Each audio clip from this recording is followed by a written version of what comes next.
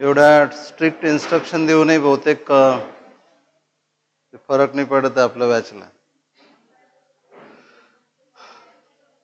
पहा, लक्ष द्या. आपण बर्नॉलिस थेरमचे काही ॲप्लिकेशन्स पाहिलेत. पहिलं ॲप्लिकेशन पाहिलं आपण व्हेंच्युरीमीटर. व्हेंच्युरीमीटर आठवते? एखाद्या पाईपमधल्या फ्लुइडचा स्पीड मोजायचा असेल तर त्या पाईपला कट करून मध्ये ते मीटर लावतात. त्या मीटरमध्ये ही दोन पाईपच असतात, एक ब्रॉड एक नॅरो पाईप असतो. आठवते का? कालच सांगितलं म्हणून घरी जाऊन रिव्हिजन करणे. तुमच्याकडे PDF आहे, तुम्ही थोडंसं पाहू शकले असते. मोबाईल तर खूप पाहतात असे, बरोबर आहे. आणि आपण एक फॉर्म्युला तयार केला होता व्हेलॉसिटीचा. कोणाला आठवते? काहीच नाही. तो तर वेगळा फॉर्म्युला होता. व्हेंच्युरीमीटर आठवत नाही मला, तुम्हाला दाखवावं लागेल मग.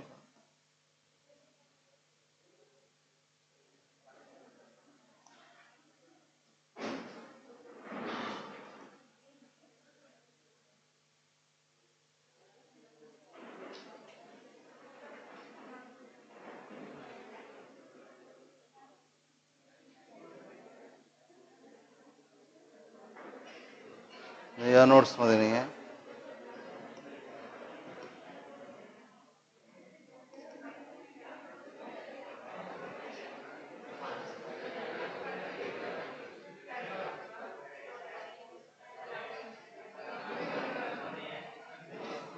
पहा, लक्ष द्या.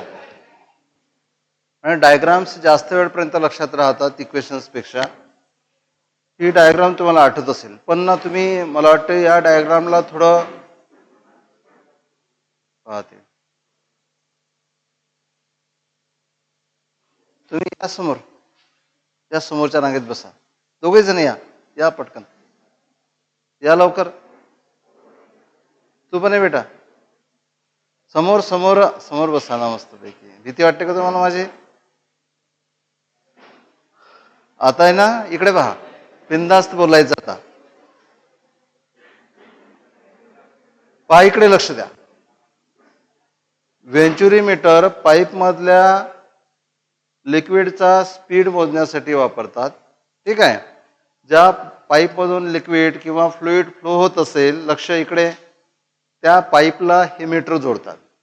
या मीटरमध्ये असते तरी काय, सिम्प्लिफाय करण्याचा प्रयत्न करा. या मीटरमध्ये दोन वेगवेगळे पाईप्स आहेत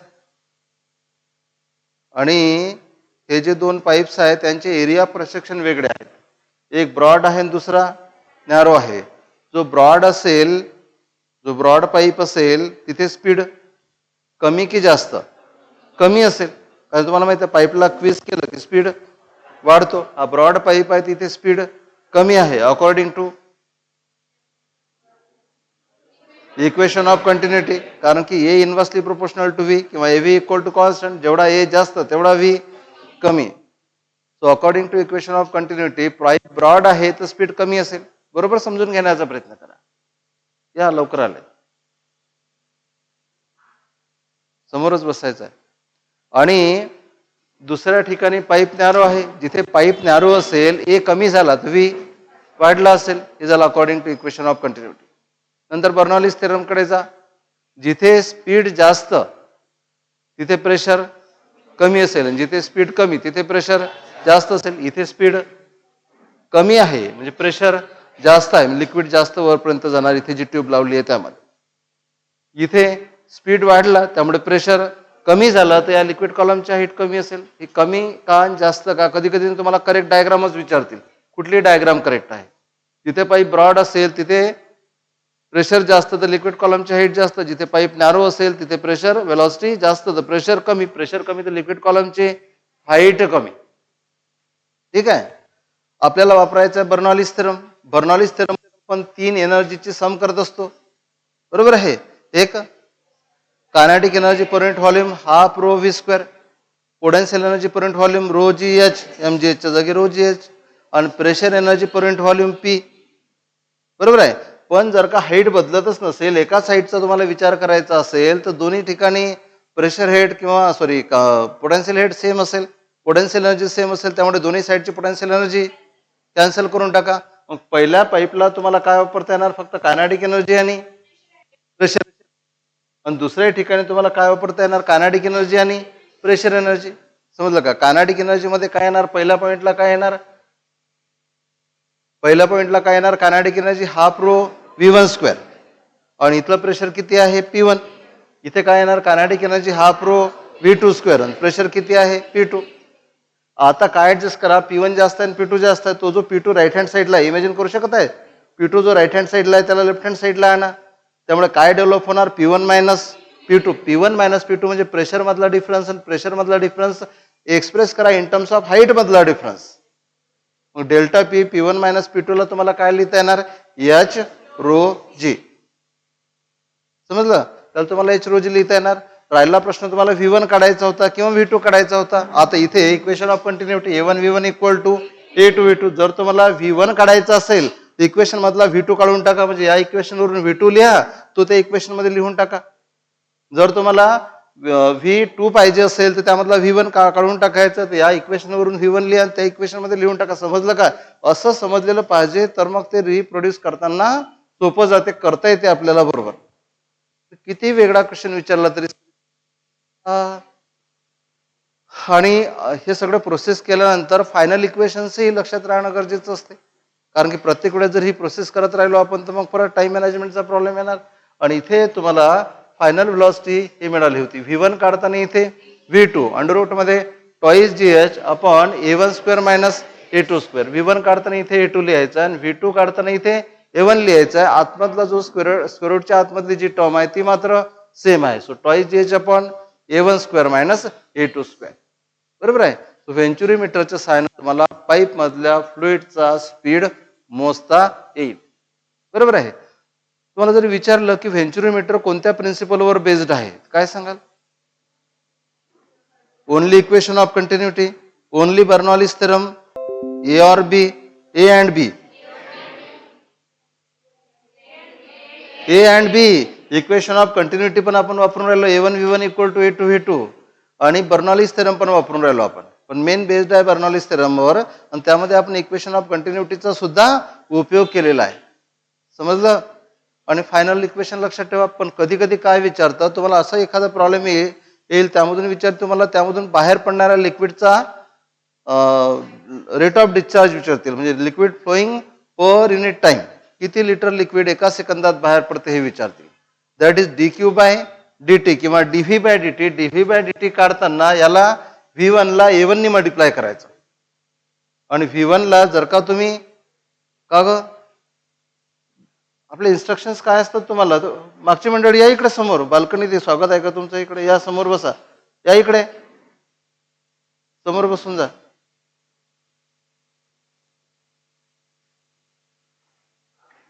काय बोललो लक्षात येत आहे का? काय म्हटलं मी आता? जर तुम्हाला काढायचं असेल व्हॉल्यूम फ्लोईंग पर सेकंड, एका सेकंड मध्ये किती व्हॉल्यूम फ्लो होत आहे हे जर तुम्हाला काढायचं असेल है ना, तर तुम्हाला काय करावं लागेल? It is the product of A and V. बरोबर आहे. म्हणून तुम्हाला इथे जर V1 असेल तर याला कशाने मल्टिप्लाय करा? A1 ने मल्टिप्लाय करा. तुम्हाला मिळेल व्हॉल्यूम फ्लोईंग पर सेकंड. सेन्स होतो? म्हणजे तुम्हाला विचारलं असेल कदाचित how many litres you get in 5 second. तुम्हाला असं विचारलं की तुम्हाला 5 सेकंदात किती लिटर मिळतील पाणी. समजा पाईप आहे बकेटमध्ये लावलेला आहे, तुम्हाला विचारतील 5 सेकंदात सांगा किती लिटर मिळतील, एका सेकंदात सांगा किती व्हॉल्यूम बकेटमध्ये जमा होणार. मग तुम्ही काय करणार? हे तर घेतलंच नाही. असं नाही, व्हॉल्यूम किती जमा होतं हे जर तुम्हाला काढायचं असेल तर V ला A ने मल्टिप्लाय केलं की AV बरोबर काय असते? एका सेकंदामध्ये जमा होणार व्हॉल्यूम. एका सेकंदामधलं माहिती आहे तुम्हाला, 5 सेकंदामधलं विचारा की 5 मिनिटामधलं विचारा. समजलं का? म्हणजे एका सेकंदात किती लिटर व्हॉल्यूम जमा होणार? AV. बरोबर आहे. जो काही A असेल त्याला तिथल्या V ने मल्टिप्लाय करायचं, A1 असेल त्याला V1 ने मल्टिप्लाय करायचं, A2 असेल तर त्याला V2 ने मल्टिप्लाय करायचं. तुम्हाला किती लिटर वॉटर जमा होणार किती मिनिटामध्ये हे काढता येईल. समजत आहे? असं डोकं बरोबर चाललं पाहिजे. फॉर्म्युला केवळ पाठ केल्याने नाही जमणार. कळलं का? तर हे झालं व्हेंचुरीमीटर. नंतर बघा ही डायग्राम आपण पाहिली होती, यावरही बरेचसे क्वेश्चन्स विचारलेले आहेत. ठीक आहे. आणि परत आपल्याला जास्त प्रूफकडे जायची गरज नाही आहे. मल्टिपल चॉईस क्वेश्चन्स विचारलेले आहेत. आपण हीच डायग्राम मी काल याला सुरुवात केली होती आपण, पण शेवटी थोडं फास्ट सांगितलं गेलं, ते कदाचित तुम्हाला एवढं चांगल्या तऱ्हेने समजलं नसेल. तर इथे काय करता येईल आपल्याला,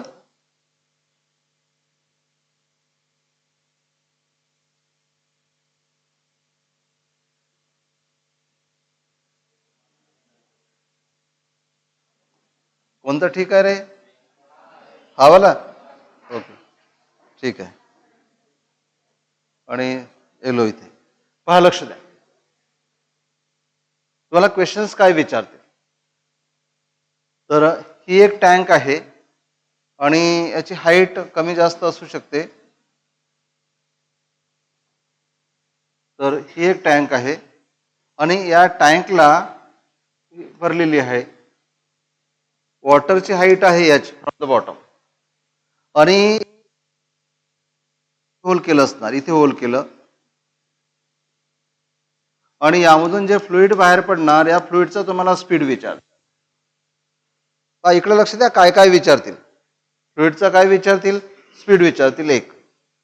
आणि हे जे होल आहे हे बॉटम पासून किती अंतरावर आहे हे दिलेलं असेल, किंवा टॉप पासून किती अंतरावर आहे हे दिलेलं असेल. इथं लेटर्स बदलत राहतील, बरोबर आहे. इथे दिलेलं आहे एच सध्या, ओके. आणि मग हे जर अंतर एच असेल, हे टोटल किती आहे, कॅपिटल एच, तर या अंतराला काय लिहिता येणार, capital H minus small H. हे तर तुम्हाला ऍडजस्ट करता येणार, कधी डी दिल्या जाणार, कधी एच दिल्या जाणार, कधी वाय दिल्या जाणार, त्यांनी फरक नाही पडला पाहिजे, बरोबर आहे.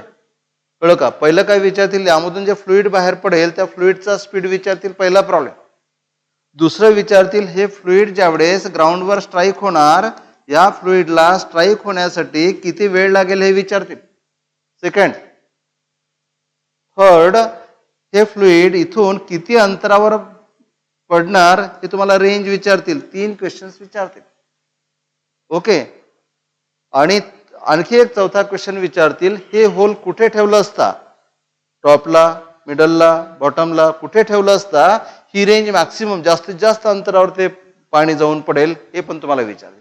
खूप वर ठेवलं तरी पाणी जवळ पडते, खूप जवळ ठेवलं तरी पाणी जवळ पडते, अशी काहीतरी अंतर तुम्हाला मिळते. त्या अंतराला जर तुम्ही हे होल केलं तर हा जो फ्लो आहे खूप जास्त अंतरापर्यंत पोहोचणार, रेंज जास्त असेल. असे 4 क्वेश्चन्स तुम्हाला विचार.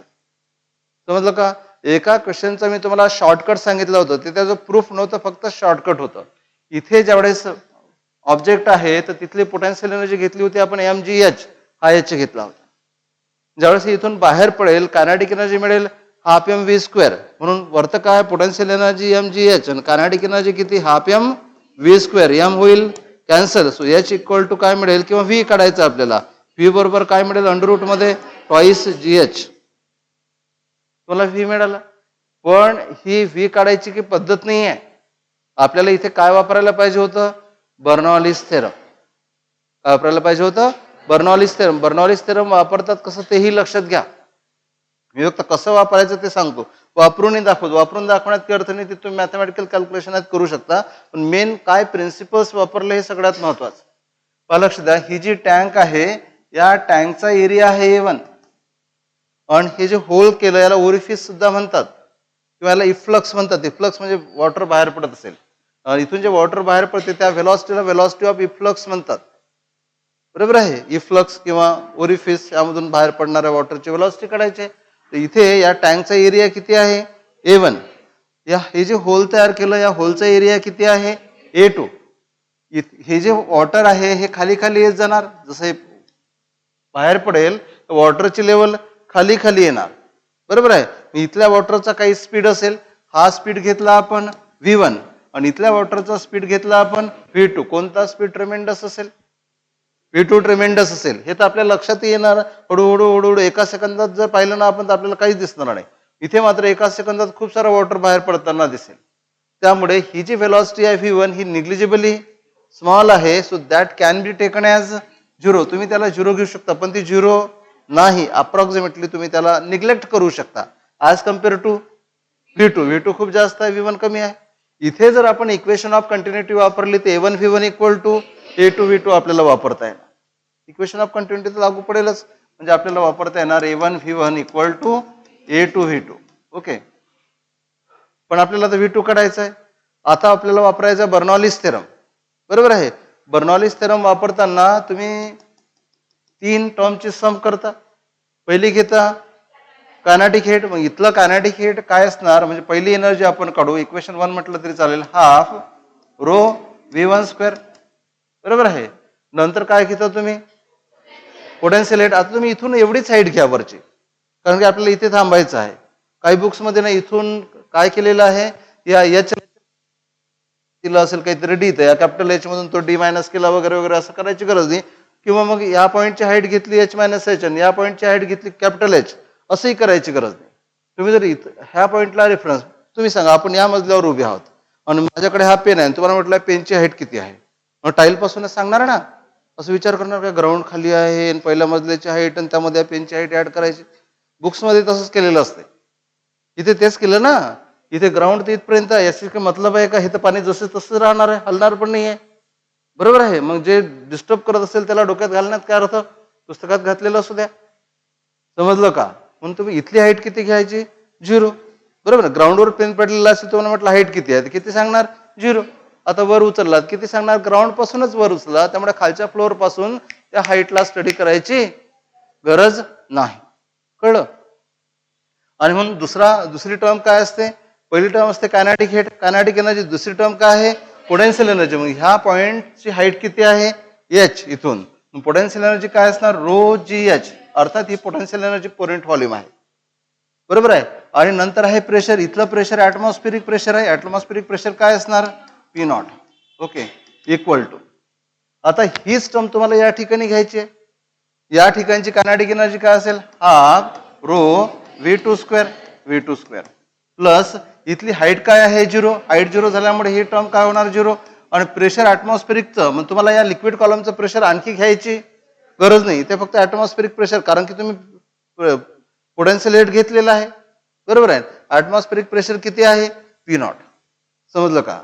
आणि यांना तुम्ही इक्वेट केलं, बरोबर आहे, आणि यांना तुम्ही इक्वेट केलं की तुम्हाला तो फॉर्म्युला मिळेल. कोणता फॉर्म्युला मिळते तुम्हाला, v इक्वल टू अंडर मध्ये ट्वाइस जी एच. मला फक्त ना तुम्हाला सांगायचं होतं की आपण नेमकं कुठलं प्रिन्सिपल वापर.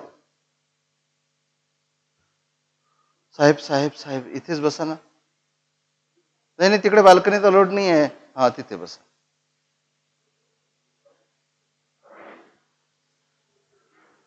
बाल्कनी सीट बुक झाल्या आता, आणि लेट येणाऱ्यांना तिकडे परमिशन नाही. समजलं का काय केलं. ओके, इथपर्यंत तर काही प्रॉब्लेम नाही आहे. फक्त बर्नॉलीज थेरम वापरायचं कसं तेवढं तुम्हाला सांगितलं. ठीक आहे. कुठे, तेच तर सांगत आहे मी तुम्हाला की पेन इथेच पडलेला आहे, तर मग कशाला घेणार आपण हाईट. तिथे आपण बर्नॉलीज थेरम मध्ये लिक्विडचं प्रेशर तुम्हाला पोटेन्शियल हेड मध्ये येणारच ना ते, त्यामुळे ते प्रेशर परत घ्यायची गरज नाही. रोजी एच जे आपण घेतलं त्यामध्ये ते येऊनच जाते, त्यामुळे तसं करायची काही गरज नाही. ठीक आहे. त्यामुळे तुम्हाला ह्यावरून फॉर्म्युला मिळाला. लक्ष द्या, आता मेन पॉईंटकडे लक्ष द्या की इथला स्पीड तुम्हाला v2 बरोबर काय मिळालं, अंडर मध्ये ट्वाइस जी एच. ज्याचं आपल्याला काम पडेल त्या गोष्टीकडे आता जास्त लक्ष द्या. एक मिनिट. आता तुम्हाला पहिला पॉईंट मिळाला. इथे जे वॉटर बाहेर पडत आहे, लक्ष इकडे द्या, इथे जे वॉटर बाहेर पडत आहे, हा जो स्पीड आहे, या स्पीडची डायरेक्शन कोणती आहे, हॉरिझॉन्टल. त्यामुळे याला v2 ला तुम्ही काय लिहू शकता, v लिहू शकता, हॉरिझॉन्टल डायरेक्शन. किंवा एक्स डायरेक्शन असल्यामुळे याला काही ठिकाणी vx लिहिला जाणार, आणि तो vx किंवा vh किंवा v2 तुम्हाला मिळाला अंडर मध्ये ट्वाइस जी एच. समजलं. आता मला सांगा, ही जे हॉरिझॉन्टल कंपोनंट आहे हा बदलू शकतो का, हॉरिझॉन्टल स्पीड. स्पीड बदलणारा फॅक्टर कुठला असतो पहा, सगळ्यात महत्वाचे पॉईंट आहेत हे, आपण बुक्समध्ये पण एक्सप्लेन केलेले नसतात. स्पीड केव्हा बदलतो, जेव्हा कुठला तरी फोर्स असेल, अपोज करणारा किंवा सपोर्ट करणारा. सपोर्ट करणारा फोर्स असेल तो स्पीडला वाढवेल, अपोज करणारा फोर्स असेल तो स्पीडला कमी करेल. पण जिथे फोर्सच नाही आहे, जिथे ऍक्सेलरेशनच नाही आहे, जिथे ऍक्सेलरेशन तिथे फोर्स, जिथे फोर्स नाही आहे किंवा ऍक्सेलरेशन नाही आहे ना, तर ते स्पीडला सपोर्ट करेल ना तर स्पीडला अपोज करेल. स्पीड ऍज इट इज राहील.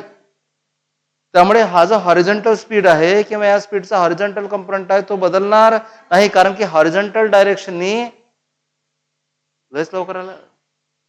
बरोबर, काहीतरी प्रॉब्लेम झाला. तर हॉरिझॉन्टल डायरेक्शननी कुठल्याही प्रकारचा काय नाही आहे, फोर्स नाही आहे, कुठलाही फोर्स हॉरिझॉन्टल डायरेक्शन कुठल्याही प्रकारचा फोर्स नाही आहे. त्यामुळे हॉरिझॉन्टल डायरेक्शनचा जो स्पीड आहे जेवढा आहे तेवढाच राहील. समजलं का कान उघडून? बरोबर. काय सेम राहील? Horizontal component of the speed, स्पीडचा हॉरिझॉन्टल कंपोनंट. पण तुम्ही म्हणाल की हे तर विचित्रच बोलत आहे काय आणि दिसत आहे काय. ज्यावेळेस हे वॉटर बाहेर पडेल ते वॉटर खाली खाली येणार, खाली येऊन पडेल. त्यामुळे ते समोर कशामुळे चाललं? त्याच्या हॉरिझॉन्टल स्पीडमुळे.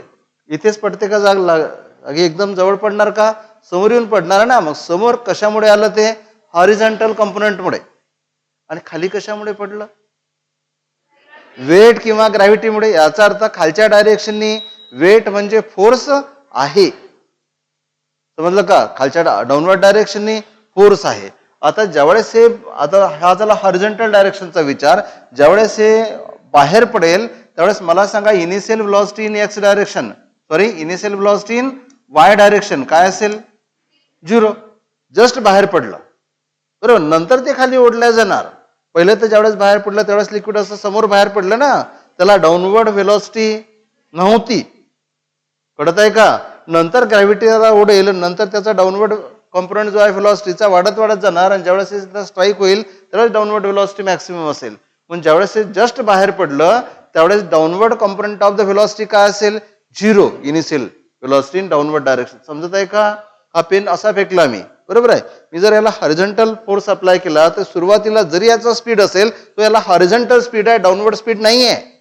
जर आला असं पकडलं सोडून दिलं तर ती सिच्युएशन, याला असं सोडून दिलं ती सिच्युएशन व्हर्टिकल स्पीड साठी सेमच आहे. बघा मी काय बोलत आहे. हा हे ऑब्जेक्ट आहे, इकडे पहा माझ्याकडे हे ऑब्जेक्ट आहे, याला असं पकडून सोडून दिलं. इनिशियल स्पीड किती आहे? 0. आणि फायनल स्पीड काहीतरी असेल. पण ह्या ऑब्जेक्टला अशी मी टिचकी मारली हॉरिझॉन्टल डायरेक्शननी. पण जर तुम्ही व्हर्टिकलचा विचार करत असाल तर हॉरिझॉन्टल डायरेक्शनने स्पीड दिला तरी सुद्धा व्हर्टिकल स्पीड किती आहे? 0च आहे. तुम्ही डाऊनवर्ड डायरेक्शन त्याला स्पीड दिलेला नाही. कळत आहे का? So initial speed in downward direction is, कळून राहिलं? एक बॉल आहे, तुम्ही असा सोडून देणे काय आणि असा फेकणे काय. डाऊनवर्ड कंपोनंटचा विचार केला तर डाऊनवर्ड कंपोनंट इज, असा फेकला तरी 0च आहे, सोडून दिला तरी 0च आहे. कुठला कंपोनंट? व्हेलॉसिटीचा downward component. म्हणून व्हेलॉसिटीचे आपण 2 कंपोनंट करतो. म्हणून हे ज्यावेळेस फ्लुइड बाहेर पडेल त्यावेळेस त्या फ्लुइडला फक्त हॉरिझॉन्टल व्हेलॉसिटी असेल, डाऊनवर्ड व्हेलॉसिटी नसेल. कळलं का? हॉरिझॉन्टल एक्स डायरेक्शन दाखवतात म्हणून हॉरिझॉन्टल व्हेलॉसिटीला मी Vx ने दाखवलं आणि खाली जाणारी जी व्हेलॉसिटी आहे ती डाऊनवर्ड म्हणजे वाय डायरेक्शन, व्हर्टिकल. वायने यू का वापरला? इनिशियल असेल तर यू वापरतात म्हणून यू वाय किती झाला? 0. समजलं का? यू वाय काय झाला? 0. आता ही हाईट तुम्हाला माहित आहे, इथे किती आहे? h minus H. H minus H किंवा एच डॅश असेल किंवा डी असेल, काही असू द्या, त्या हाईटशी मतलब ठेवा फक्त. आता तुम्हाला काढायचं या वॉटरला खाली पडण्यासाठी लागणारा टाइम, ऐका बरोबर, वॉटरला खाली पडण्यासाठी लागणारा टाइम काढायचा आहे. टाइम काढताना तुम्ही हे वापरू शकता, s equal to u t plus half g t square, कारण की इथे ऍक्सेलरेशन जी आहे. हे इक्वेशन वापरायचं व्हर्टिकल डायरेक्शननी. कोणत्या डायरेक्शननी? व्हर्टिकल. व्हर्टिकल डायरेक्शननी म्हणजे तुम्ही याला एस वाय वापरू शकता, व्हर्टिकल हाईट, बरोबर आहे. Initial vertical velocity u y into t plus half g तर व्हर्टिकल डायरेक्शन असतो टी स्क्वेअर. मग हे जे एस वाय आहे व्हर्टिकल डिस्प्लेसमेंट जे आहे ते किती आहे? एच डॅश म्हणा किंवा एच मायनस एच म्हणा, बरोबर आहे. ही सिच्युएशन जर अशी घेतली तर हे जे अंतर आहे हे किती घेता येणार? एच मायनस एच, बरोबर आहे. म्हणजे जिथे एस वाय आहे तिथे काय लिहिता येणार? H minus H. You Y किती? 0. सहज समजलं पाहिजे. यू वाय किती आहे? 0. त्यामुळे ही टर्म झाली 0. ही टर्म 0 झाली तर इथे काय लिहिता येणार तुम्हाला? हाफ जी इंटू टी स्क्वेअर, बरोबर आहे. त्यामुळे टी स्क्वेअर बरोबर काय लिहिता येणार? ट्वाईस एच मायनस एच, बरोबर आहे, अपॉन जी. झाला टी स्क्वेअर. पण तुम्हाला टी काढायचं असेल तर याला रूट मध्ये टाकून द्या. एवढा टाइम याला खाली पडायला लागेल. समजलं का? एवढा टाइम याला खाली पडायला लागेल. आता एक क्वेश्चन कोण सांगते पाहू. आता हे लिक्विड समोर किती जाणार हे काढायचं आहे. समोर जेवढं गेलं असेल त्याला तुम्ही रेंज म्हणू शकता, किती अंतरावर जाऊन पडेल, बरोबर आहे. म्हणजे एक प्रकारचं काय काढायचं तुम्हाला? डिस्टन्स काढायचं आहे. तर डिस्टन्स इक्वल टू काय असते? Velocity into distance equal to velocity into time तेव्हाच वापरता येते जेव्हा व्हेलॉसिटी कॉन्स्टंट असेल. व्हेलॉसिटी जर बदलत असेल तर distance equal to velocity into time नाही वापरता येत. बरेचदा आपल्याला हे माहित नसते, आपल्याला वाटतं distance equal to velocity into time. Distance equal to velocity into time when speed is constant. मला सांगा हे कोणतं डिस्टन्स आहे? Horizontal distance.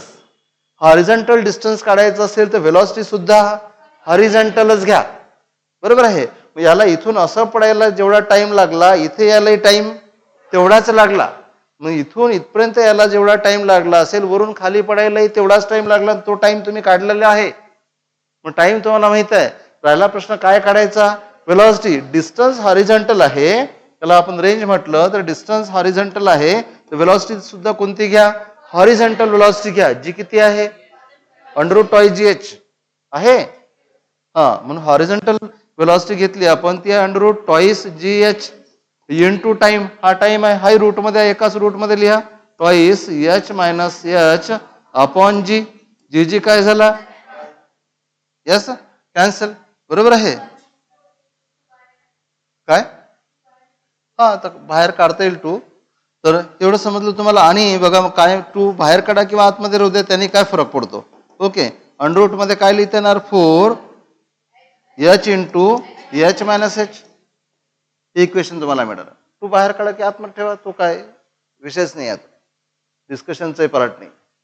कळलं का? आता मला कोण सांगेल एक आन्सर. ही झाली रेंज. ऐका आता बरोबर डोकं चालवायला शिका. ही रेंज झाली. आता ही रेंज आपल्याला पाहिजे मॅक्सिमम, जास्तीत जास्त. बरोबर आहे. तर हे होल कुठे ठेवणार? म्हणजे सेंटरच्या वर ठेवायला पाहिजे की सेंटरच्या खाली ठेवायला पाहिजे की सेंटरला ठेवायला पाहिजे? विथ मॅथमॅटिकल एक्सप्लेनेशन कारणासहित कोण सांगेल? ही झाली रेंज. बरोबर आहे. हा झाला रेंजचा फॉर्म्युला. येस. सेंटरच्या वर. मी म्हटलं सेंटरला ठेवायला पाहिजे की सेंटरच्या वर की सेंटरच्या खाली?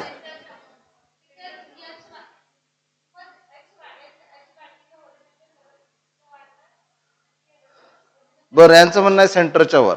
आणखी म्हणणं आहे सेंटरला. व्हाय?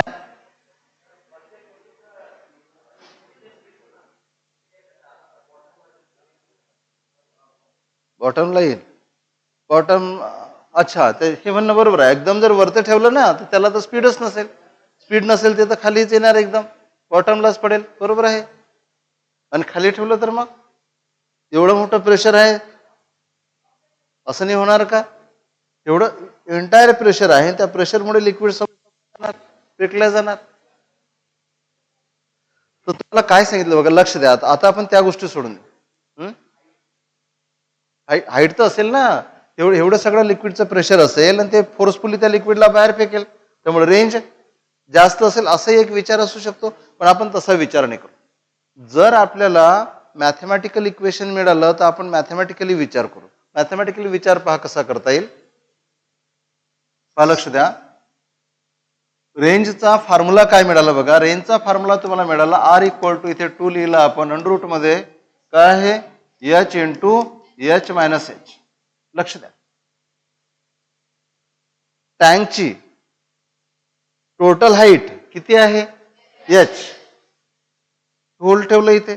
बरोबर आहे. या होलची टॉप पासून लिक्विड लेवलच्या टॉप पासूनची डेप्थ म्हणा किती आहे? h. आणि आपल्याला हा h ठरवायचा आहे. अर्ध्यात जर ठेवायचं असेल तर हा स्मॉल h h/2. त्याच्या वर ठेवायचं असेल स्मॉल h h/2 पेक्षा कमी. आणि खाली ठेवायचं असेल तर स्मॉल h h/2 पेक्षा जास्त. समजत आहे? टोटल हाईट किती आहे? h. बरोबर जर सेंटर ठेवला तर वरचं अंतर किती झालं? h/2. याच्या वर ठेवला तर वरचं अंतर स्मॉल h लेस दॅन h/2. खाली ठेवला तर small h greater than h/2. Okay. पण आपल्याला आर कसा पाहिजे? मॅक्सिमम. मला सांगा हे जे h आहे हे ठेवल्यामुळे या h चे 2 तुकडे होऊन राहिले ना. वरचा एक तुकडा आणि खालचा एक तुकडा. बरोबर आहे. खालच्या तुकड्याला काय म्हटलं आपण? h minus h. वरच्या तुकड्याला काय म्हटलं? h. कळत आहे का? सेंटरला लक्ष द्या. इकडे बोर्डवर पाहावं लागते. सेंटरला होल केल्यामुळे हे जे एंटायर हाईट आहे h याचे 2 पार्ट झाले. वरचा पार्ट झाला h आणि खालचा पार्ट झाला h मायनस h. पण आपल्याला आर कसा पाहिजे? मॅक्सिमम. R maximum. हे जे 2 पार्ट आहे यांचा काय केलेला आहे इथे? प्रोडक्ट. 2 पार्टचा काय केलेला आहे? प्रोडक्ट केलेला आहे. समजा आता विचार करा की समजा टोटल हाईट h होती काय म्हणू आपण? 10 मीटर. तर काय केलं, वरती ठेवला 1 मीटर आणि खाली आहे 9 मीटर. 1 × 9, 1 × 9 यांचं प्रोडक्ट आहे ना. 1 × 9 किती होणार, 9. थोडे थोडे खाली या. इथं काय केलं तुम्ही 2 मीटर, इथे काय असणार 8 मीटर, किती होणार 16. नंतर काय करा 3 आणि 7 किती होणार, यस 21. नंतर काय करा 4 आणि 6 किती होणार 24. नंतर काय करा 5 आणि 5 किती होणार 25. नंतर आणखी खाली घ्या, आणखी खाली घेतलं तर हे किती होणार 6 आणि हे किती होणार 4, म्हणजे हेच मिळेल. म्हणजे हा प्रोडक्ट मॅक्सिमम केव्हा मिळतो, जेव्हा दोन्ही पार्ट सारखे करता, म्हणजे एकाच नंबरचे 2 तुकडे करत असाल आणि त्यांचा प्रोडक्ट मॅक्सिमम पाहिजे असेल तर दोन्ही तुकडे सारखे करावे लागतात. कळलं का. तर म्हटलं हा पेन आहे, याचे 2 तुकडे करा, ही एक लेंथ आणि ही एक लेंथ, आणि त्यांचा प्रोडक्ट मॅक्सिमम आला पाहिजे. दोन्ही तुकडे कसे करायचे, सेम, तरच त्यांचा प्रोडक्ट कसा येणार मॅक्सिमम. किती होतं टोटल, किती होते 10. 9 झालं, नंतर 16 झालं, 21 झालं, 24 झालं, 25 झालं. नंतर जर परत तुम्ही या नंबरला वाढवलं आणि याला कमी केलं तर इट बिकम्स लेस 25. एकाच नंबरचे ज्यावेळेस तुम्ही 2 फ्रॅक्शन करता, एकाच मासचे ज्यावेळेस तुम्ही 2 तुकडे करता, एका नंबरचे 2 तुकडे करता, बरोबर आहे, किंवा एका कुठल्याही एका क्वांटिटीचे 2 तुकडे करता, आणि त्यांचा प्रोडक्ट जर मॅक्सिमम पाहिजे असेल दोन्ही तुकडे सेम असायला पाहिजेत.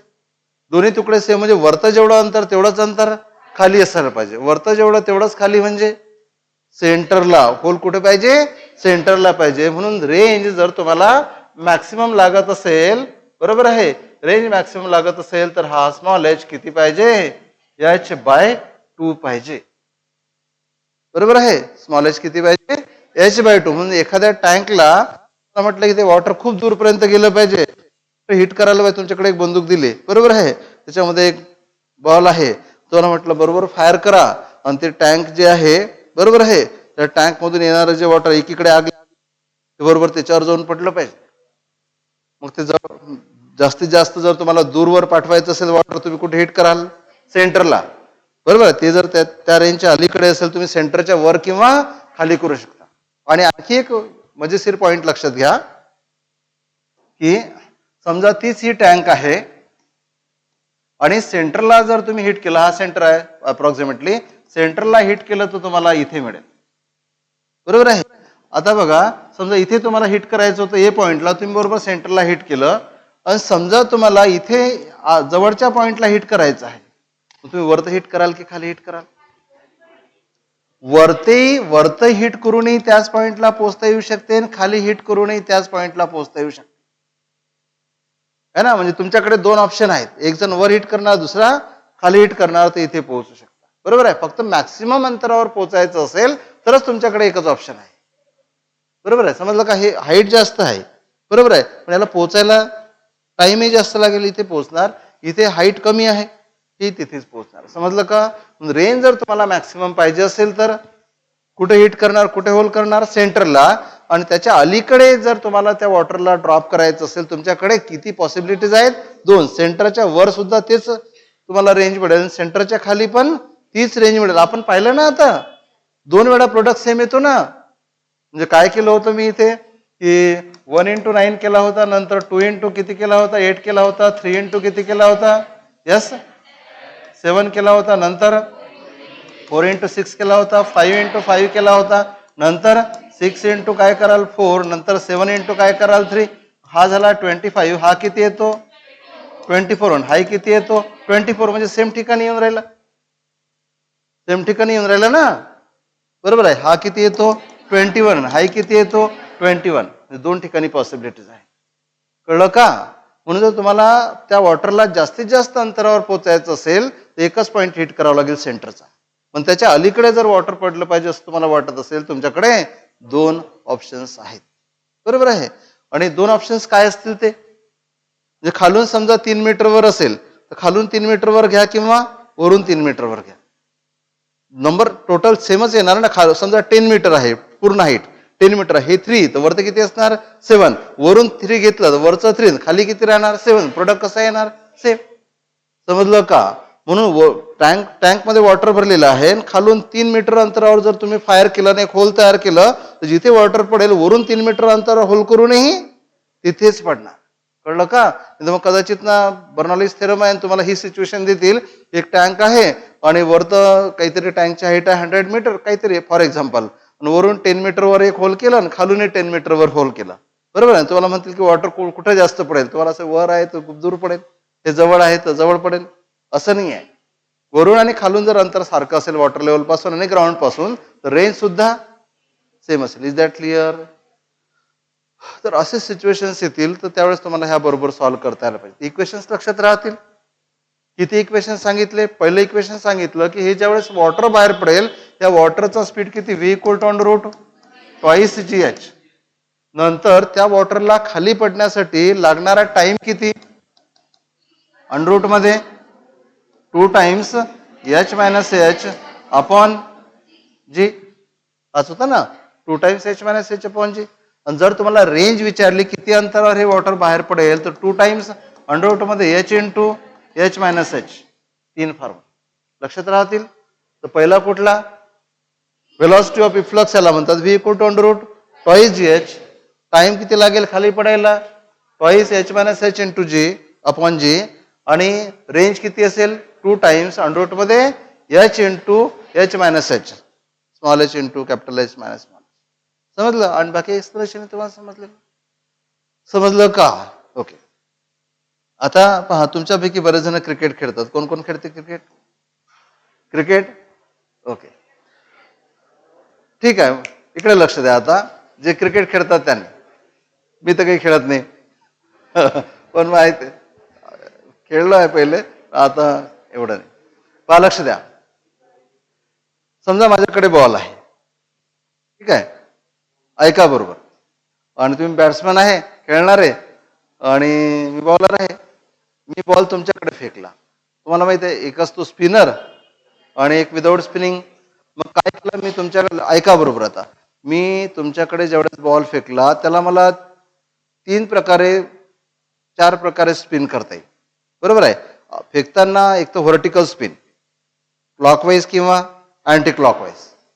हॉरिझॉन्टल स्पिन, क्लॉकवाईज किंवा, मी असं नाही म्हणत की क्रिकेटमध्ये असं करतात म्हणून, बरोबर आहे, आपल्याला फक्त वर्णाली टर्म वापरायचं.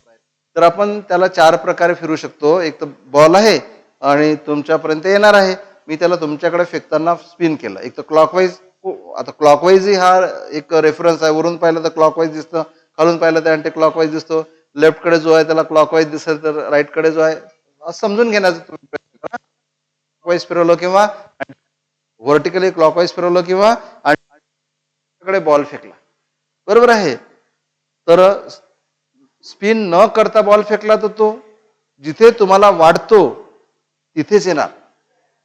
पण जर का स्पिन करून बॉल फेकला तर तो तुम्हाला असं वाटतं हा इथे येणार, या बॅटला स्ट्राईक होणार, तो तिथे नाही येणार, वर जाईल किंवा खाली येईल, किंवा लेफ्ट कडे जाईल किंवा राईट कडे जाईल. ते तुम्हाला ओळखता येते.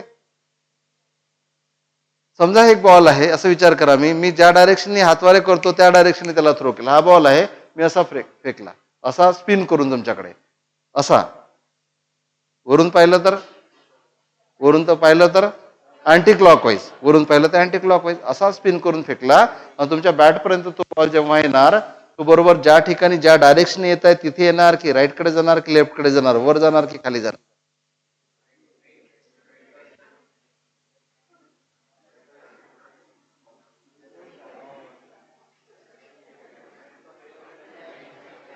हा, कसं आहे, हे उत्तर देण्यात काही अर्थ नाही. इकडे जाणार तिकडे जाणार आपल्याला वाटतं. फक्त आपण ना त्याचं थोडंसं एक्सप्लेनेशन पाहू, विचार करू त्या सिच्युएशनवर. पहा, लक्ष द्या.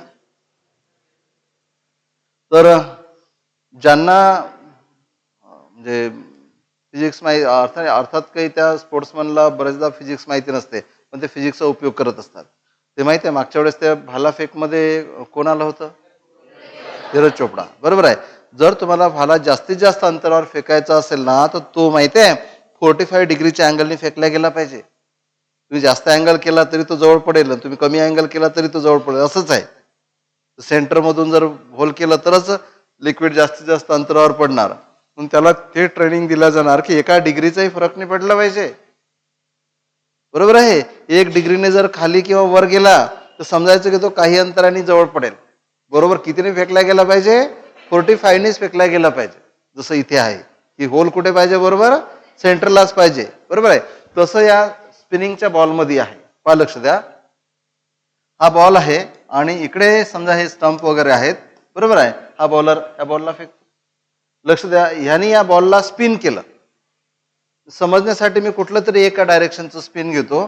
तर समजा यांनी या बॉलला काय केलं, या डायरेक्शनने स्पिन केलं. म्हणजे कोणती डायरेक्शन, क्लॉकवाईज की अँटी क्लॉकवाईज? क्लॉकवाईज डायरेक्शनने स्पिन केलं. फेकताना असा फेकला की हा असा गोल फिरत इकडे जाणार आहे आणि हा इकडे जात आहे. This is the velocity of the ball. बरोबर आहे. बॉल ज्यावेळेस इकडे जाणार, बॉल ज्यावेळेस लेफ्ट कडे जाणार, हे जे एअर आहे ही अशी जाणार. बरोबर आहे. आता बघा इथे दोन प्रकारचे एअर आहेत.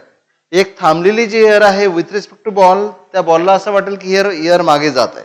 समजा मी इकडे धावत आहे, याचा अर्थ एअर मागे जात आहे, एअर तर थांबलेली आहे. बरोबर. बॉल समोर चालला, एअरचा स्पीड या डायरेक्शन आहे त्या बॉलसाठी विथ रिस्पेक्ट टू बॉल. पण बॉल गोल फिरत आहे. बॉल ज्यावेळेस गोल फिरेल, बॉलला लागून जी एअर असेल तेही बॉल ज्या डायरेक्शनने फिरेल त्या डायरेक्शनने फिरेल. बरोबर आहे. माझा हात मी असा फिरवला तर माझ्या हाताला जे लागून एअर आहे तेही त्याच डायरेक्शनने फिरेल. मग या बॉल सोबत जी एअर आहे, बॉल काय करणार, स्वतःसोबतच्या एअरला स्वतःसोबत फिरवण्याचा प्रयत्न करेल. त्यामुळे बॉल सोबतची एअर या डायरेक्शनने फिरेल. ही जी स्पीड दाखवली मी कर्वनी, ही स्पीड कोणाची आहे, बॉलमुळे बॉल सोबतची जी एअर फिरेल त्याची. पण वरची जी आपण स्पीड दाखवली ती कोणाची आहे, ते पार्टिकल रेस्ट आहेत. पण बॉल समोर चालला त्यामुळे ते पार्टिकल मागे जाताना दिसत. ठीक आहे. आणि इथे विचार करा, इथे ही जी एअर आहे बॉल सोबत फिरणारी, त्याचा स्पीड इकडे असेल आणि ही जी एअर आहे ही मात्र इकडे जाणारी असेल. मला सांगा कुठे एअरचा स्पीड जास्त असेल, रिझल्टंट स्पीड. इथे दोन व्हेलॉसिटीची काय होत आहे, ऍडिशन. ऍडिशन आहे ना, because two velocities are in same direction. बरोबर आहे. दोन व्हेलॉसिटीची ऍडिशन आहे, दोन व्हेलॉसिटीची ऍडिशन आहे, त्यामुळे इथे व्हेलॉसिटी काय करायची, मॅक्सिमम. तसे लक्षात घ्या, जिथे व्हेलॉसिटी मॅक्सिमम असेल तिथे स्ट्रीम लाईनचा क्राऊड जास्त दाखवायचा. जिथे व्हेलॉसिटी मॅक्सिमम असेल तिथे स्ट्रीम लाईनचा क्राऊड जास्त दाखवायचा. प्रत्येक गोष्टीला रिझन आहे. जसं मी तुम्हाला काल सांगितलं होतं की हा एक पाईप आहे आणि या पाईप मधून लिक्विड फ्लो होत आहे, पण लिक्विडच्या काय आहेत, स्ट्रीम लाईन्स आहेत. ह्या स्ट्रीम लाईन्स, मग ह्या ज्यावेळेस इथे पाईप अरुंद होणार, त्या स्ट्रीम लाईनचा क्राऊड काय होईल, जास्त होईल. अरुंद झाल्यामुळे स्पीड वाढला पण क्राऊड जास्त झाला. बरोबर आहे. इथे दूर दूर आहेत लाईन्स म्हणजे क्राऊड कमी आहे. जिथे स्ट्रीम लाईनचा क्राऊड कमी असेल तिथे स्पीड कमी असतो, तिथे स्ट्रीम लाईनचा क्राऊड जास्त असतो, तिथे स्पीड जास्त असतो. समजलं का तुम्हाला हे? ओके. मग इथे काय होत आहे, दोन व्हेलॉसिटीज एकाच डायरेक्शनने आहेत. बॉल सोबत फिरवणारी एअरची व्हेलॉसिटी आणि बॉल समोर गेल्यामुळे एअर पार्टिकल जे मागे जाताना दिसतात ती व्हेलॉसिटी. दोन व्हेलॉसिटी सेम डायरेक्शन आहे, ती व्हेलॉसिटी मॅक्सिमम आहे. जिथे व्हेलॉसिटी मॅक्सिमम असते तिथे प्रेशर मिनिमम असते अकॉर्डिंग टू बर्नौलीज थेरम. इथे बघा काय दाखवलं, इथे बॉल सोबत फिरणारी जी स्पीड आहे, एअर आहे, ती अँटी क्लॉकवाईज फिरते. पण हे एअर, हा बॉल इकडे चालला, एअर पार्टिकल इकडे जाताना दिसतील. तुम्ही मोटरसायकल समोर चालवता, एअर मागे जाताना ना, असं झालं का कधी मोटरसायकल समोर चालवून राहिले आणि एअरही समोरच? फारच तुमच्या मोटरसायकलपेक्षा एअरचा स्पीड जास्त असेल तेव्हा असं होणार. पण एअर थांबलेली आहे त्यावेळेस तर तुम्हाला काय वाटणार, मोटरसायकल समोर जाते तर एअर मागे जाते. हे तेच होतं, हा बॉल इकडे चालला त्यामुळे हा असा फिरत आहे, तर इथली जी स्पीड आहे ही कोणाची स्पीड आहे, एअर बॉल सोबत फिरणाऱ्या एअरची स्पीड. आणि ही कोणाची स्पीड आहे, रेस्ट एअरची स्पीड. त्या एकमेकांच्या अपोजिट डायरेक्शन आहे. ज्यावेळेस दोन वेक्टर एकमेकांच्या अपोजिट असतात रिझल्टंट वेक्टर कमी होतो. ह्या दोन व्हेलॉसिटीज आहेत एकमेकांच्या अपोजिट आहे, त्यामुळे इथे रिझल्टंट व्हेलॉसिटी काय होणार, कमी होणार. व्हेलॉसिटी मिनिमम झाली तर प्रेशर काय होणार, मॅक्सिमम. याचा अर्थ या बॉलच्या खालचं प्रेशर जास्त आणि वरचं प्रेशर कमी आहे. म्हणजे हा जिथे स्ट्राईक व्हायला पाहिजे, जिथून यांनी जो निशाण लावला असेल तिथे नाही जाणार, हा वर जाईल. तसंच हा लेफ्ट कडे आणि राईट कडे जाऊ शकतो. समजलं का? एखादा बॉल जर स्पिन करून तुमच्याकडे फेकला तर तुम्ही कशावर विचार करायला पाहिजे. समजा मी सांगतो, आता समजा एक बॉल आहे, लक्ष द्या इकडे. आता एक दुसरं एक्झाम्पल घेऊ आपण. एक बॉल मी असा फिरवत फेकला तुमच्याकडे, तुम्ही असं इमॅजिन करा. बरोबर, लक्ष द्या इकडे. इमॅजिनेशन मध्ये पूर्ण कॉन्सन्ट्रेशन पाहिजे असते. बॉलला मी ह्या डायरेक्शनने फिरवतो आणि तो तुमच्याकडे जात आहे. मला सांगा ह्या राईट हँड साईडला, त्या बॉलच्या राईट हँड साईडला एअर जे आहे त्याचा स्पीड मॅक्सिमम की मिनिमम. हा बॉल असा फिरत आहे, तुमच्याकडे जात आहे. एअर माझ्याकडे येत आहे, हा असा फिरत आहे. बरोबर आहे. त्यामुळे बॉलच्या सोबतची एअर समोर जात आहे, थांबलेली एअर माझ्याकडे आणि बॉलच्या समोरची एअर समोर, एकमेकांच्या अपोजिट. त्यामुळे इकडे व्हेलॉसिटी मिनिमम तर प्रेशर मॅक्सिमम, इकडे प्रेशर मॅक्सिमम, इकडे मॅक्सिमम तर इकडे मिनिमम. बॉल असा नाही जाणार, इकडे जाणार, कारण इकडे प्रेशर मॅक्स आहे, इकडे प्रेशर कमी आहे. तुम्हाला जिथे वाटत असेल तो तुमच्या लेफ्टकडे जाईल, अर्थात माझ्या लेफ्टकडे. समजलं का? असा फिरवला तर त्याचे उलट होणार. समजलं का? फक्त विचार कुठे करायचा, दोन व्हेलॉसिटी जिकडे एकमेकांच्या अपोजिट असतील तिथे व्हेलॉसिटी मिनिमम, प्रेशर मॅक्सिमम. जिकडे प्रेशर मॅक्सिमम आहे तो मॅक्सिमम प्रेशर कडून मिनिमम प्रेशरकडे ढकलला जाणार बॉल. कळलं का? म्हणून तुम्हाला स्पिनिंग, याला म्हणतात मॅग्नस इफेक्ट. काय? Magnus effect. याचा स्टडी मॅग्नसने केला. It is called as Magnus effect. समजलं? मग हा बॉल जो आहे तो वरही जाऊ शकतो, खाली जाऊ शकतो, लेफ्टकडे किंवा राईटकडे सुद्धा धावू शकतो. समजलं? So this is one of the most important example of Bernoulli's theorem. तर कशावर बेस्ड आहे? बर्नॉलिस थेरमवर बेस्ड आहे. चला इथपर्यंत समजलं.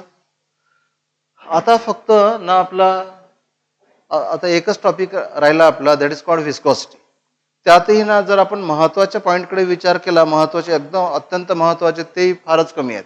इथे बघा, आतापर्यंत आपण काय काय शिकलो? काहीच नाही शिकलो. एक डेन्सिटीचा फॉर्म्युला मास अपॉन व्हेलॉसिटी, बरोबर आहे. आणि hydrostatic pressure P equal to H rho g. दुसरं शिकलो आपण upthrust equal to V rho g. तिसरं शिकलो आपण equation of continuity AV equal to constant A1 V1 equal to A2 V2,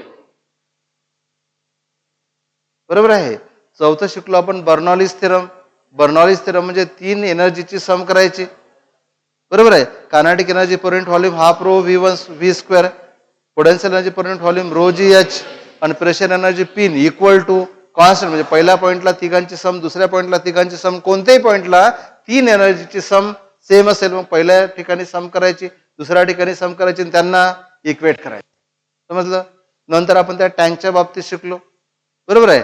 टँकला किती हाईटवर, वरून किती हाईटवर होल्ड केलं असणार, व्हेलॉसिटी काय मिळेल? V equal to under root twice GH. त्याला खाली पडण्यासाठी लागणारा टाइम किती लागेल? T equal to 2 times H minus H into H minus H upon G. Range किती असेल, किती अंतरावर वॉटर जाऊन पडेल? R equal to 2 into under root small h into capital H minus small h, बरोबर आहे. रेंज मॅक्सिमम असण्यासाठी hole सेंटरला करायचं, म्हणजे small h equal to H/2 करायचं. एवढंच आपण शिकलो, बरोबर आहे.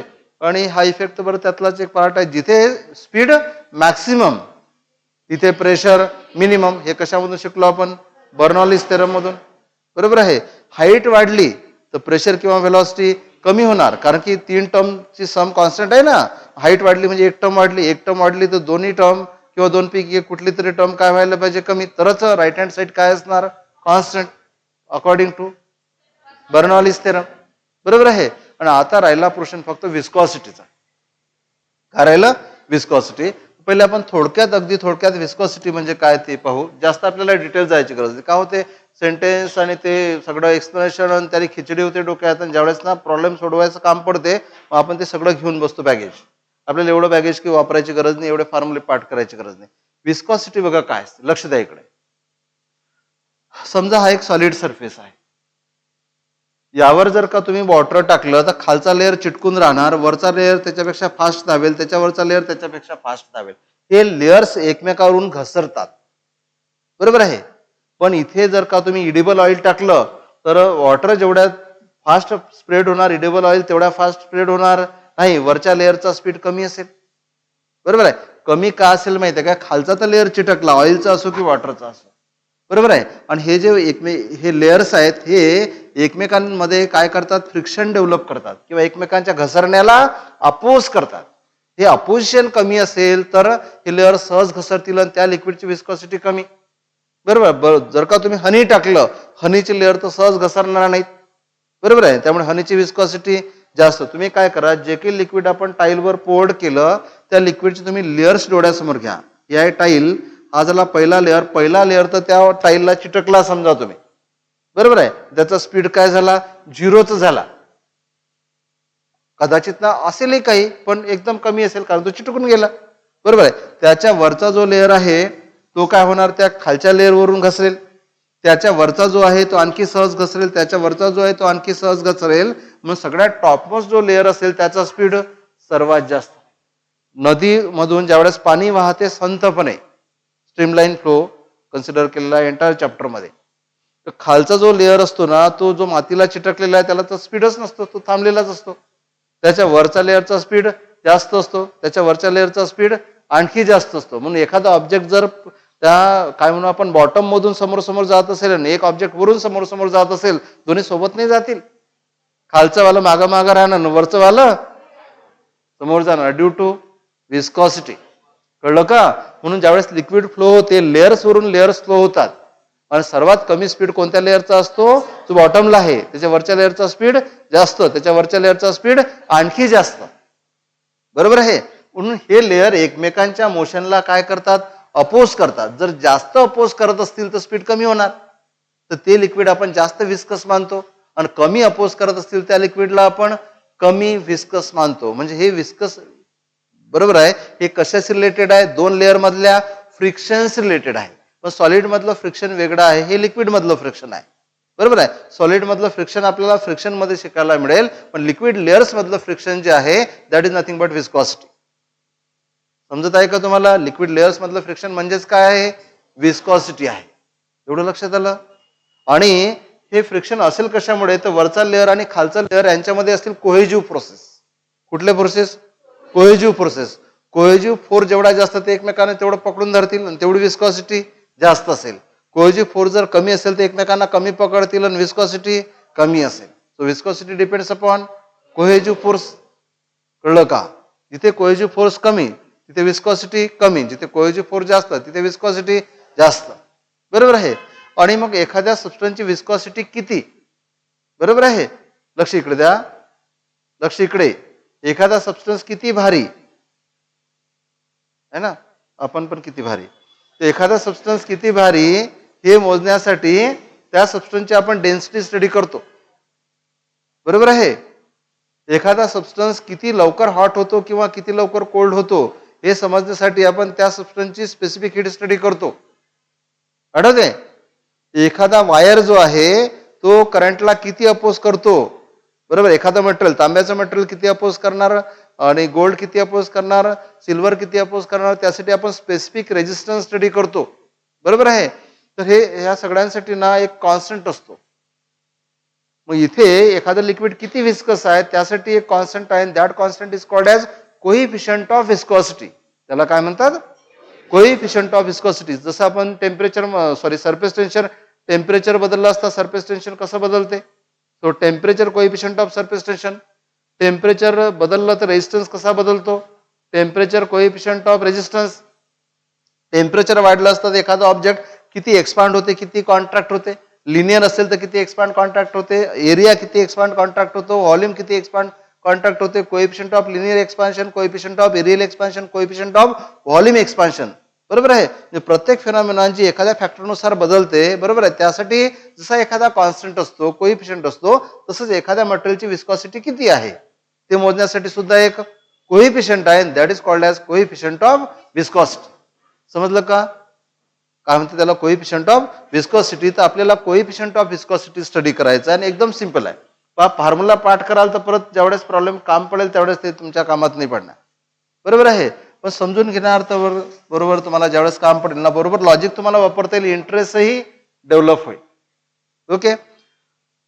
तर त्यासाठी ना आपण पहिल्यांदा आणखी एक आयडिया क्लिअर करू. That is called gradient. तर एक टर्म मी तुम्हाला सांगतो बघा, टेम्परेचर ग्रॅडियंट. टेम्परेचर ग्रॅडियंट काय असेल पहा, लक्ष द्या इकडे. समजण्यासाठी सांगत आहे फक्त, कारण की जनरल टर्म क्लिअर असली पाहिजे आपल्याला. तो शब्द आला की आपल्याला सेन्स झालं पाहिजे, फील झालं पाहिजे, है ना. मग प्रत्येक वेळेस डिक्शनरी पाहून थोडं चालणार आहे. तर पहा का टेम्परेचर ग्रॅडियंट म्हणजे काय. समजा हा एक रॉड आहे, स्टीलचा किंवा कॉपरचा कुठल्याही मेटलचा रॉड आहे. पहा इकडे बोर्डवर, या रॉडच्या एका एंडला मेणबत्ती लावली तुम्ही इथे, त्यामुळे हा एंड काय होणार? गरम होणार.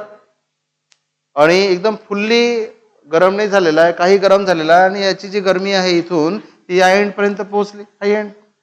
मला सांगा कोणतं एंड जास्त हॉट असेल? हे ए आणि हे बी. जिथे फ्लेम लावलेली आहे, जिथे मोमबत्ती लावलेली आहे, बरोबर आहे, ते एंड जास्त हॉट असेल, हे दुसरं एंड कमी हॉट असेल. मग इथे जर तुम्ही दोन पॉईंट घेतले, पहिला पॉईंट आणि दुसरा पॉईंट, त्यांच्या टेम्परेचरमध्ये डिफरन्स असणार T1 आणि T2, T1 जास्त असेल आणि T2 कमी असेल. मग टेम्परेचर मधला डिफरन्स किती झाला? dt किंवा डेल्टा टी किती झाला? T1 मायनस T2 किंवा मी त्याला फक्त डेल्टा टी म्हणतो. टेम्परेचर मधला डिफरन्स. या दोन पॉइंट मधलं अंतर असेल डेल्टा एक्स, बरोबर आहे. So delta T by delta x याला म्हणतात टेम्परेचर ग्रेडियंट. काय? Change in temperature upon distance, temperature gradient. कळलं का काय बोललो? Change in temperature upon distance, temperature gradient. कधी कधी असे विचार करा, ही एक वायर आहे समजण्यासाठी, हेच एक्झाम्पल घेतो मी. ही एक वायर समजून घ्या, बरोबर. ही एक वायर आहे, इथलं व्होल्टेज आहे V1, इथलं व्होल्टेज आहे V2, म्हणून यांच्यामधला डिफरन्स काय झाला? Delta V. अंतर आहे डेल्टा एक्स. तुम्ही जर डेल्टा व्ही ला डेल्टा एक्स ने डिवाइड केलं, डेल्टा व्ही म्हणजे पोटेन्शियल, चेंज इन पोटेन्शियलला जर डिस्टन्स डिवाइड केलं तर पोटेन्शियल ग्रेडियंट. एखाद्या क्वांटिटी मधल्या, बरोबर आहे, इथला रेजिस्टन्स मोजला आणि इथला रेजिस्टन्स मोजला, त्या दोन रेजिस्टन्स मधला घेतला डिफरन्स आणि त्याला या अंतराने डिवाइड केलं तर रेजिस्टन्स ग्रेडियंट. व्होल्टेज मोजलं आणि डिस्टन्स डिवाइड केलं तर व्होल्टेज ग्रेडियंट. टेम्परेचर मोजलं, डिस्टन्स डिवाइड केलं तर temperature gradient.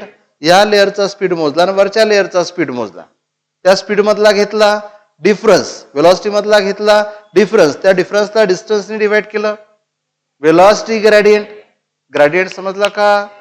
Change in quantity upon distance. दोन पॉइंटला एक क्वांटिटी मोजायची, बरोबर आहे. That may be temperature, that may be voltage, that may be resistance, that may be velocity, बरोबर आहे. त्यांच्यामधला घ्यायचा डिफरन्स, त्या दोन पॉइंट मधलं डिस्टन्स मोजायचं, बरोबर आहे. त्या डिफरन्सला त्या डिस्टन्सनी डिवाइड करायचं. जी क्वांटिटी असेल तुम्हाला त्या क्वांटिटीचा ग्रॅडियंट मिळेल. ग्रॅडियंट म्हणजे ग्रॅज्युअली कसं बदलते, समजलं का? ग्रॅडियंट समजला? समजलं का?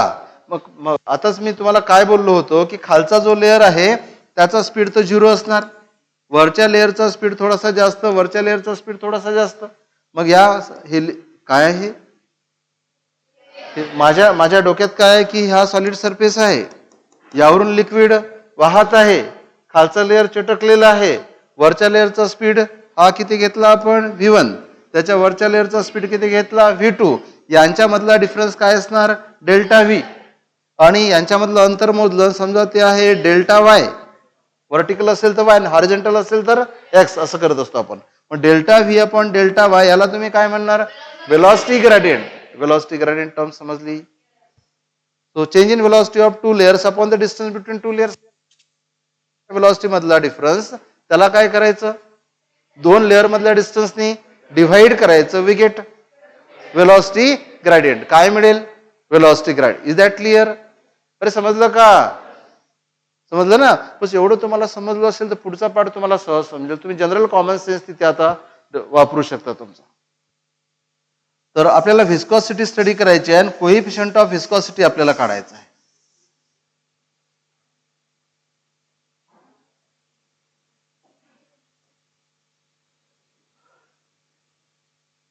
ओके, पहा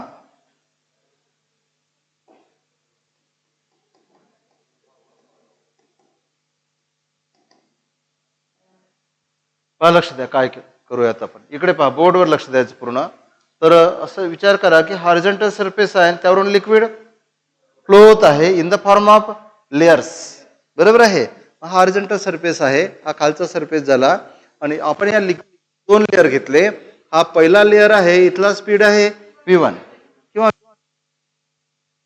लेअर घेतला आणि काय करतात माहिती आहे का? हे जे आहेत त्यांच्या लेंथ जे आहेत त्या वेगवेगळ्या दाखवलेल्या असतील. लेंथ इंडिकेट व्हेलॉसिटी, बरोबर आहे. मग या लेअरची व्हेलॉसिटी कमी आहे, या थोडी याची व्हेलॉसिटी असेल V plus delta V. Delta V ने जास्त, समजलं का? V1 V2 घेतला आणि त्यांच्यामधला डिफरन्स डेल्टा व्ही घेतला तरी तेच आहे. याची व्हेलॉसिटी V आहे, वरच्या लेअरची व्हेलॉसिटी डेल्टा व्ही ने जास्त आहे. किंवा असे करता येते, वरची व्हेलॉसिटी V आहे आणि खालची velocity V minus delta V आहे, कारण खालची कमी असते आणि वरची जास्त असते. या दोन लेअर्स मधलं अंतर, हे अंतर D ने पण दाखवता येऊ शकते. पण लक्ष द्या इकडे, पण व्हर्टिकल आहे, बरोबर आहे. आणि म्हणून ते कशाने दाखवतात? वाय ने. हे अंतर काय घेतलं आपण? Delta y. म्हणून तुम्हाला काय मिळाला? Velocity gradient. काय मिळाला? Velocity gradient V upon delta Y. Delta v upon delta Y काय झाला? Velocity gradient.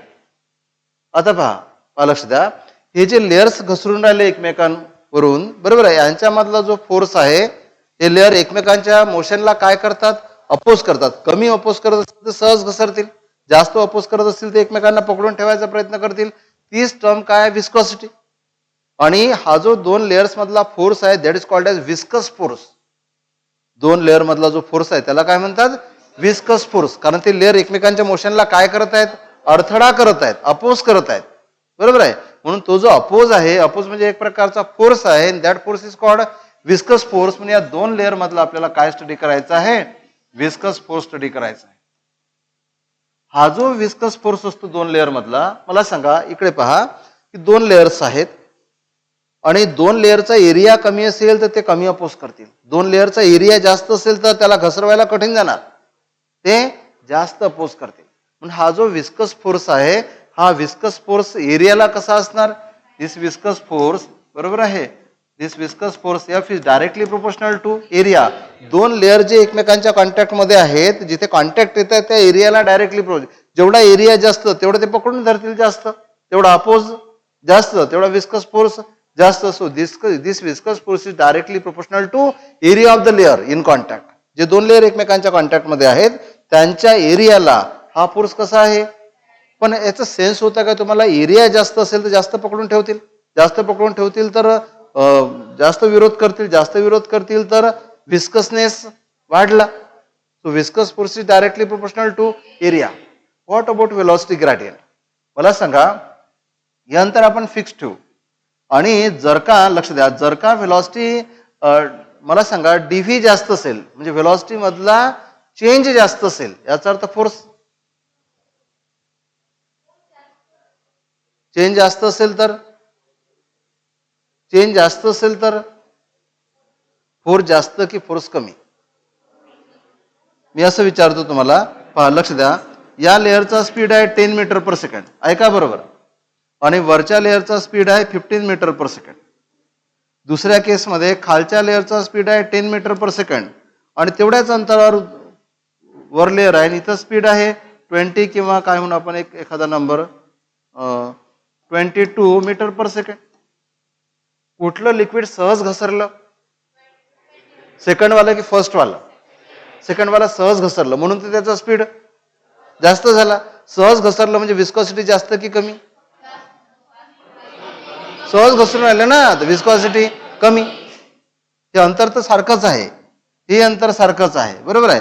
मग इथे अंतर जर सारखंच आहे तर इथे वेलॉसिटी ग्रेडियंट, इथे वेलॉसिटी ग्रेडियंट काय झाला, या दोघांमधलं अंतर डिफरन्स किती आहे 5 बाय समजा डिस्टन्स डी आहे, आणि इथे वेलॉसिटी ग्रेडियंट दोघांमधला डिस्टन्स किती आहे 12 आणि अंतर तर सेमच आहे डी. कुठे वेलॉसिटी ग्रेडियंट जास्त आहे, सेकंड केसमध्ये वेलॉसिटी ग्रेडियंट जास्त आहे. सेकंड केसमध्ये लेअर सहज घसरून राहिले, लेअर सहज घसरून राहिलं म्हणजे विस्कॉसिटी कमी आहे, बरोबर आहे. मग विस्कॉसिटी आणि वेलॉसिटी ग्रेडियंट यांच्यामधलं रिलेशन कसं आहे, डायरेक्ट की इन्व्हर्स. इथे वेलॉसिटी ग्रेडियंट, इथे वेलॉसिटी ग्रेडियंट कमी आहे तर विस्कॉसिटी जास्त आहे, विस्कस फोर्स जास्त आहे, समजलं ना, जास्त आहे की कमी आहे. आणि इथे वेलॉसिटी ग्रेडियंट कसं आहे, जास्त आहे तर विस्कॉसिटी कमी आहे, बरोबर आहे. आणि इन्व्हर्स येत आहे, मला वाटतं डायरेक्ट यायला पाहिजे.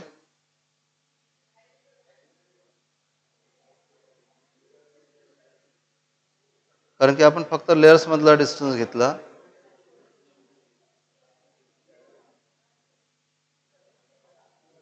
वेलॉसिटी ग्रेडियंट जास्त तर विस्कॉसिटी जास्त. नाही, हे उलट उलट झालं थोडस, समजताना मला वाटतं थोडं उलट. पहा लक्ष द्या इकडे, केअरफुली करा. तर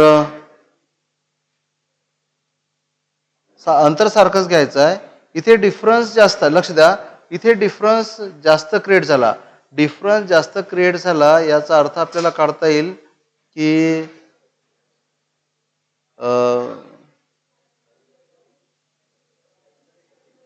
डिफरन्स जर जास्त क्रिएट झाला तर आपल्याला कसा विचार करता येईल की वेलॉसिटी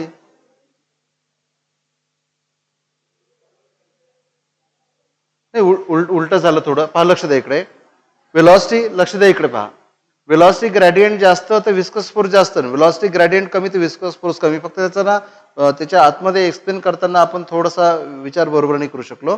पहा इथे विस्कॉसिटी जर कमी असेल तर सर्वचे सर्व लेयर्स जे आहेत ते सहज घसरण्याचा प्रयत्न करतील. बरोबर आहे. विस्कॉसिटी कमी असेल तर लेअर मधला डिफरन्सही कमी असेल. विस्कॉसिटी जास्त असेल तर लेअर मधला डिफरन्सही जास्त असेल, व्हेलॉसिटी मधला difference.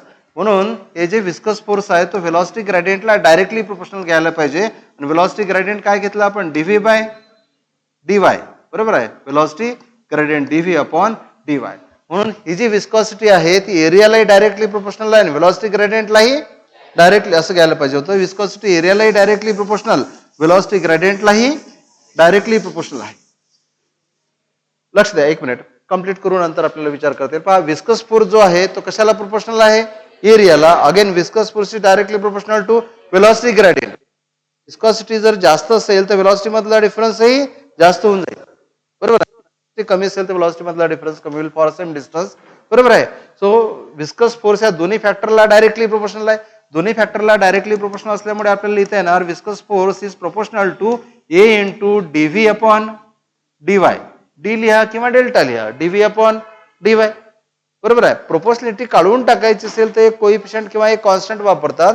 So F equal to हा कॉन्स्टंट वापरला इटा इंटू ए इंटू डीव्ही अपॉन डीवाय. ह्या इटालाच म्हणतात कोइफिशियंट ऑफ विस्कॉसिटी. दोन गोष्टी लक्षात ठेवा फक्त. कुठला फोर्स स्टडी करायचा आहे? Viscous force. तो किती फॅक्टरला प्रोपोर्शनल आहे? एरियालाही डायरेक्टली प्रोपोर्शनल आहे आणि व्हेलॉसिटी ग्रेडियंटलाही डायरेक्टली प्रोपोर्शनल आहे. मग दोघांना डायरेक्टली प्रोपोर्शनल आहे. एकाच इक्वेशन मध्ये लिहिलं तर एलाही directly proportional, dv by dt ला dv by dy directly proportional. Proportionality काढून टाकायची असेल तर काय वापरतात? कॉन्स्टंट. इथे तो कॉन्स्टंट कशाने दाखवला? इटानी. आणि त्या इटालाच म्हणतात कोएफिशियंट ऑफ विस्कॉसिटी. इटालाच काय म्हणतात? Coefficient of viscosity. यावरून ना फक्त तुम्हाला कोएफिशियंट ऑफ विस्कॉसिटीचं युनिट सांगता आलं पाहिजे. तर काय लिहिता येईल याचं युनिट? हा, इटा इक्वल टू काय लिहिता येणार? F upon A into dv by dy. म्हणजे याला डिफाईन असं करता येणार. Viscous force per unit area per unit velocity gradient. Upon असेल तर पर म्हणतो ना आपण. वरत काय? Viscous force. खाली काय आहे? एरिया. एफ अपॉन ए काय झाला? Viscous force per unit area. F upon हा काय? Velocity gradient. तर viscous force per unit velocity gradient. म्हणून इटा काय झाला? Viscous force per unit area per unit velocity gradient. समजते? अरे समजलं का काय बोललो आपण? जसं प्रेशर काय असते? Force per unit area. Pressure equal to काय लिहितो आपण? Force upon area. याला वाचतो कसं आपण? Pressure equal to force per unit area. तसंच इथे आपण केलं की विस्कॉसिटी काय असेल? Viscous force per unit area, viscous force per unit velocity gradient. बरोबर आहे. तर हा काय झाला? Coefficient of viscosity. तुम्हाला युनिट सांगायचं आहे. वरत कशाचं युनिट घेणार? एसआय युनिट घ्या पहिल्यांदा. बोलू नका, सांगायचा प्रयत्न करा. वरत फोर्स, फोर्स युनिट काय? पास्कल म्हणता. फोर्स युनिट विचारलं पास्कल बोलून राहिले. Aryan, joule. Force unit joule की अर्ग? नाही, जूल नाही, अर्ग. अर्ग. फोर्स युनिट जूलच म्हणते अजून. तुम्ही यार काय? तुम्हाला म्हटलं की हा काय आहे? सी की डी? नाही नाही, सी. सी हे एवढं सोपं वाटायला पाहिजे आता. एबीसीडी आहे ना ती फिजिक्स मधली. हा काय? हा सी. हा काय? आता एक्स वाटून राहिला. म्हणजे किती मूर्खपणा. समजलं का? हा काय आहे? ए. हे जेवढं सोपं असते ना तेवढंच मग फंडामेंटल्स क्लिअर असतात त्याला म्हणतात. फोर्स युनिट काय असते? न्यूटन. एनर्जीचं युनिट जूल. सीजीएस युनिट फोर्सचं डाईन आणि एनर्जीचं अर्ग किंवा वर्कचं अर्ग. आपण जर एसआय युनिट लिहिलं तर फोर्स युनिट काय असणार? न्यूटन. इथे बघा, इकडे पहा, एरियाचं मीटर स्क्वेअर, व्हेलॉसिटीचं मीटर पर सेकंड, डिस्टन्सचं मीटर, मीटर मीटर कॅन्सल, म्हणून काय मिळेल? Newton second per metre square. Newton second per metre square. आता जर सीजीएस लिहायचं असेल तर यावरूनच लिहिता येते. न्यूटनच्या ऐवजी डाईन, सेकंड सेकंडच लिहायचा upon centimetre square. Dyne second per centimetre square. ऐका बरोबर. हे जे सीजीएस युनिट आहे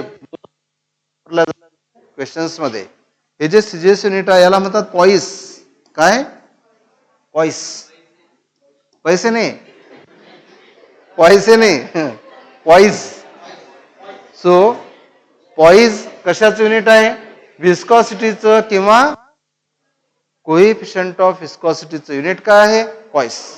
एक लास्ट क्वेश्चन, कोण उत्तर देते पाहू आपण. हात वर देऊन, वर करून उत्तर द्यायचं.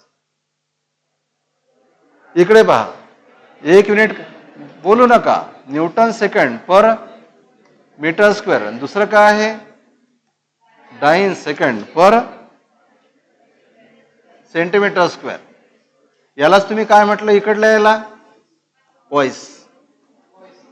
बरोबर आहे. इथे किती असेल? हात वर करून सांगा की लेफ्ट कडे आहे Newton second per metre square. इथे क्वेश्चन मार्क म्हणजे इथे काहीतरी नंबर आहे. तो नंबर मी दाखवला समजा एक्स नी. इकडे आहे dyne second per centimetre square. What is the value of x? कोणाकोणाला सांगता येईल? आता बघा, काही नाही याच्यामध्ये यार, एवढं जमायलाच पाहिजे. खाली डोकं घालून नका बघ. 2च हात वर फक्त. अरे तेजस, वाय न्यूटन काय येणार? 10⁵ डाइन. बरोबर आहे. आणि मीटर काय येणार? 10 स्क्वेअर सेंटीमीटर आणि त्याचा स्क्वेअर म्हणजे इथे किती येणार? 10⁴. So 10⁴ centimetre square. किती राहतील? 10. म्हणून इथे काय असतील? 10. बरोबर आहे. आणि newton second per metre square equal to काय मिळेल बघा, मी इथे लिहितो. So newton second per metre square equal to काय मिळते? 10 पॉइस. आणि जी टर्म 10 टाइम्स असते त्याला डेका म्हणतात. काय? डेका. जी 1/10 असते ते नाही माहित. 1/10 असेल तर डेसी, 10 असेल तर डेका. 1/100 टाइम्स असेल तर सेंटी, आणि 100 टाइम्स असेल तर 100 टाइम्स माहित नाही.